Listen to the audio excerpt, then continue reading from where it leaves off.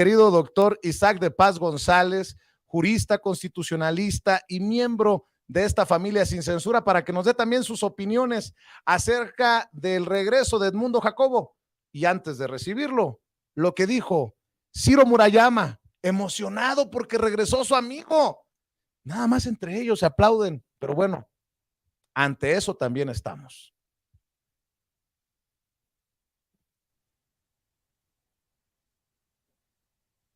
Conviene advertirlo, por el bien de la salud de la República, estamos ante la crónica de una declaración de inconstitucionalidad anunciada.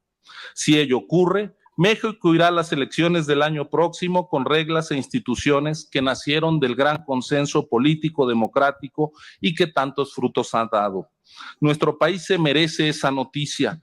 Podremos tener elecciones libres y auténticas una vez más, y a pesar de quien, siendo beneficiario de ellas, se empeña en destruirlas.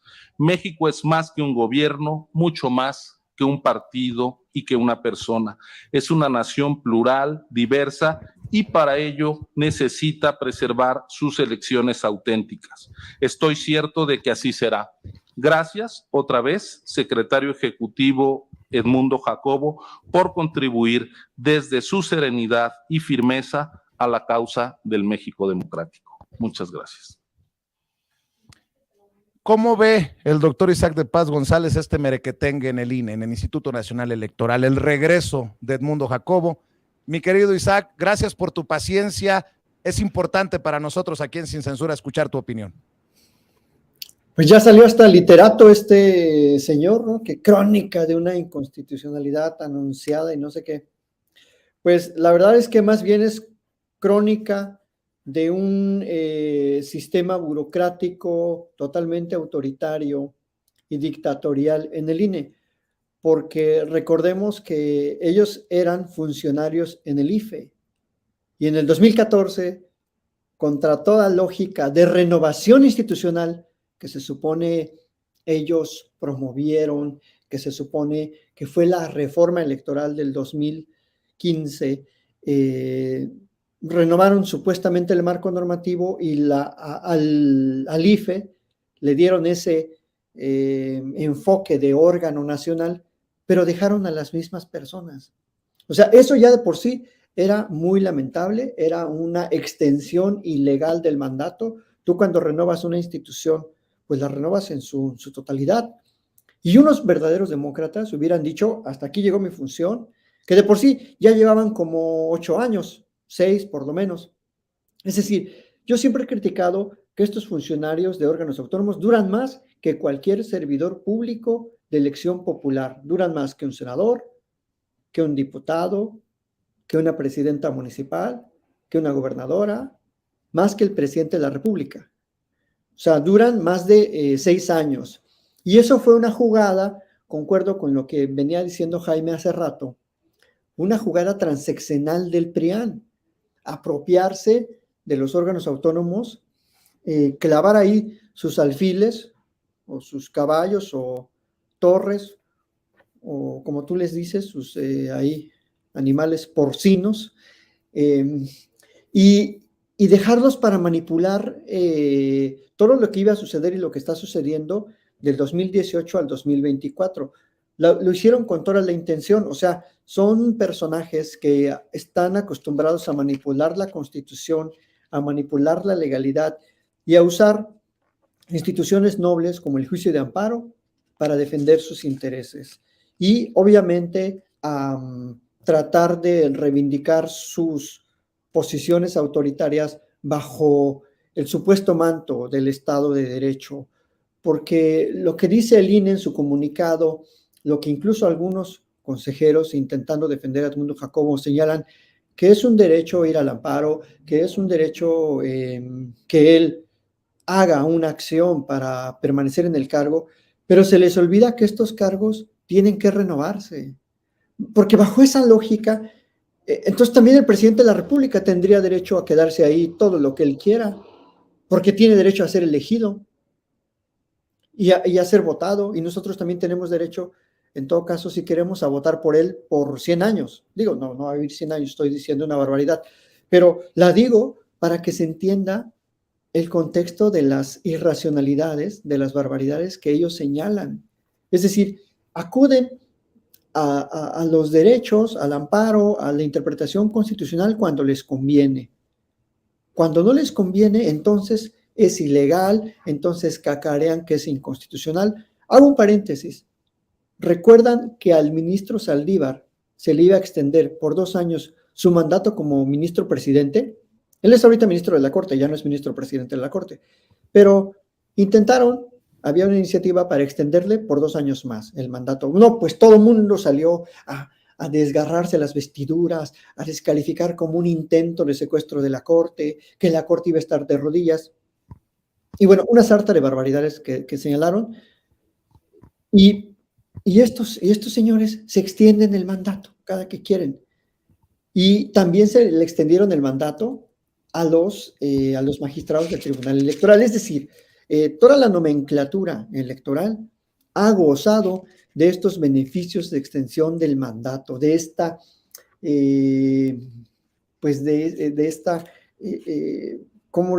travestismo constitucional que cuando me beneficia, sí quiero que la Constitución se aplique en mi favor, pero cuando me beneficia a otro o puede perjudicar a uno de mis contrarios políticos, entonces quiero que la Constitución diga esto.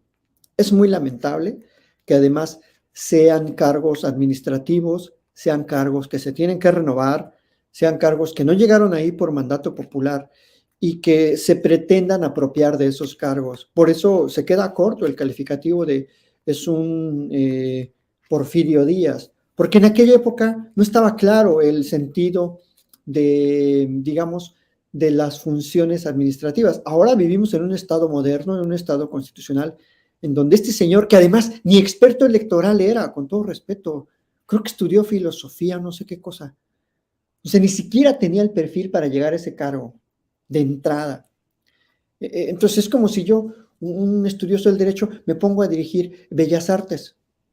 O sea, me pongo a dirigir algo que no es de mi área. Entonces es muy lamentable como muchas personas lo están arropando, lo están defendiendo, lo están aplaudiendo, cuando en realidad desde el 2014 ya no debió de estar en el INE, en el nuevo INE, ni él ni Lorenzo Córdoba, con todo respeto. O sea, esos órganos debieron haberse renovado en su totalidad. Pero, ¿qué pasó en el 2014? Claro, ya venían venir su derrota el PRI y el PAN, y dijeron, no, pues nos conviene cambiarle de nombre a esta cosa y le damos un enfoque transeccional para que duren. Bueno, este señor creo que pretende durar hasta el 2026. O sea, es totalmente absurdo, Vicente. Así es, y si tienes tiempo, nada más una opinión, doctor, porque sé que tienes compromisos sobre el caso Emilio Lozoya Austin, el exdirector de Pemex en tiempos de Peña Nieto. ¿Tenemos o no los mexicanos razón para desconfiar del Poder Judicial? Y lo digo porque han ya abierto el juicio contra Lozoya. Un juez federal declaró abierto el juicio contra el exdirector de Pemex. La Fiscalía General de la República pide 46 años de cárcel. Pero así como están los trancazos, ¿quién nos asegura que se va a hacer justicia? Y eso es lo que me parece lamentable en nuestro país, que desconfiamos de esos que se supone deberían de impartir justicia. Lozoya, de hecho, se ha amparado y pide proceder a la reparación del daño por el caso Odebrecht.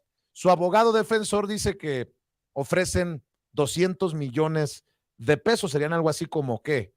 10 millones de dólares. Ay, pobrecito. Tan poquito dinero tiene para ofrecer nada más 200 millones de pesos.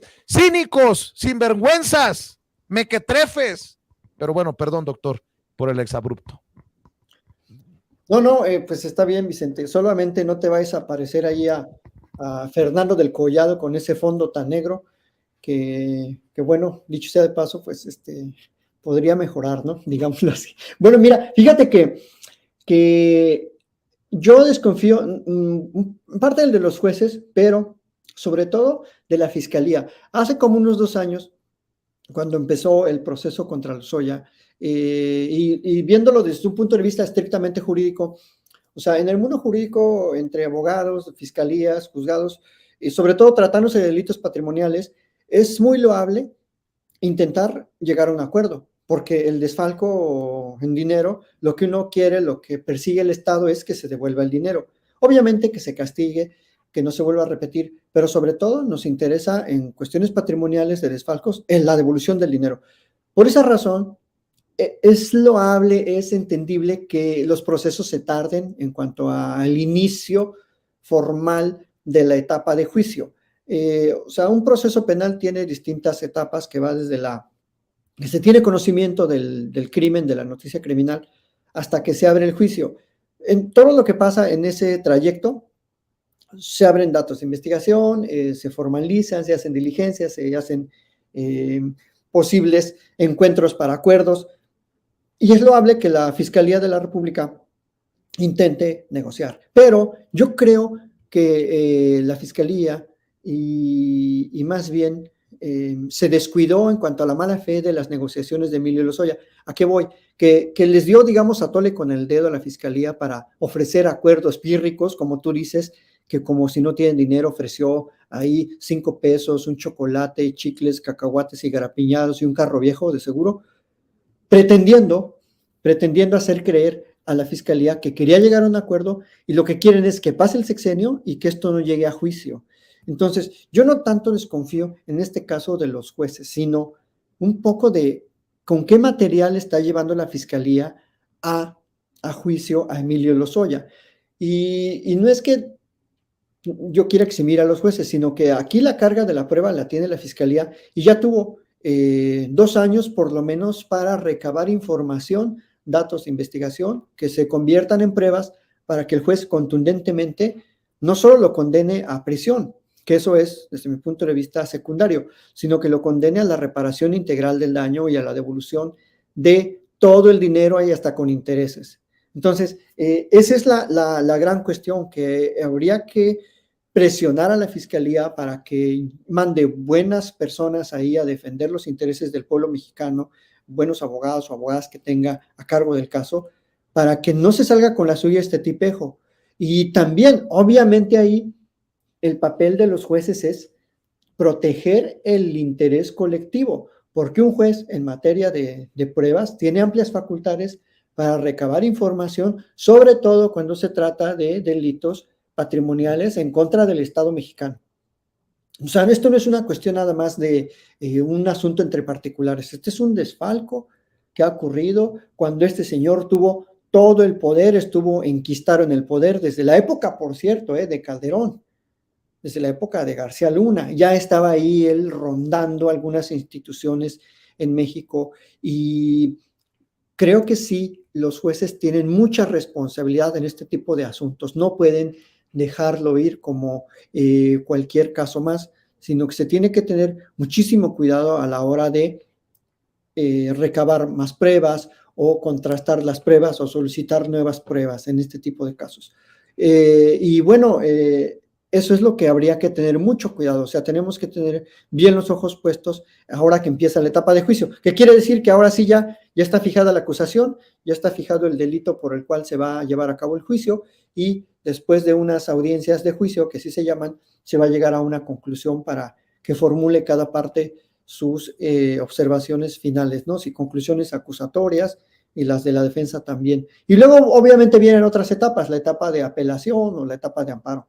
Pero esta etapa es fundamental, y yo creo que ya tuvo tiempo la Fiscalía para recabar bastante información, lo que no podemos admitir otros errores como en algunos otros casos, y tampoco podemos dejar de criticar que los jueces penales tienen que tener mucho cuidado en este tipo de casos, porque son casos que dañan o que el trasfondo es el daño patrimonial al pueblo de México. Estas cantidades que mencionaste, yo creo que merece el pueblo de México ya tener una respuesta por parte de la judicatura contundente cuando se trata del patrimonio nacional. Eso es lo que te puedo decir, Vicente. Te agradezco mucho, doctor, por tu confianza y por tu paciencia. Qué bueno que llegas a esta oportunidad de compartir precisamente con la audiencia de Sin Censura. ¿Por qué no cerramos invitando a la gente a tus redes sociales, a tus trincheras, doctor? Gracias, Vicente. Sí, que me sigan, por favor, si es su deseo, enterarse de algunas cuestiones ahí constitucionales en Twitter, en @Isaac de Paz, con Z y K, @Isaac de Paz, y en YouTube, en Isaac de Paz González. Y muchas gracias, Vicente, y felicidades por este proyectazo con todo el equipo que colabora en Sin Censura. Y bueno, pues estoy muy contento de conocer que ahora va a funcionar de otra manera y felicito a toda pues sí, a toda la gente que aquí colaboramos contigo para seguir sumándonos y hacer contrapeso a estos medios dominantes, a estos supuestos intelectuales que se creen tener el control de la información y de lo que pasa en México, del conocimiento, de los problemas y el monopolio de pues los enfoques que predominan en México. Así que Sin Censura es una plataforma que precisamente quiere combatir, quiere ofrecer otra cara, no necesariamente vamos a estar de acuerdo todos, ni siempre, ni el público con nosotros, pero por lo menos cada quien es honesto y cada quien dice, como se llama el programa, todo lo que quiere decir sin absoluta censura. Entonces, pues muchísimas gracias, Vicente, y te felicito nuevamente y a tu equipo por este gran esfuerzo y este proyecto. Muchas gracias. Voy a tomar en cuenta tus recomendaciones, se las voy a pasar a nuestra diseñadora para meterle un par de brochazos así tipo pastel, mi querido doctor Isaac de Paz González. Te mando un abrazo hasta Baja California y estamos al pendiente. Muchas gracias, Vicente. Gracias, el doctor Isaac de Paz González hablando con nosotros sin censura. Mire, a ver, ¿cómo lo pongo? Antes de presentar a nuestro invitado,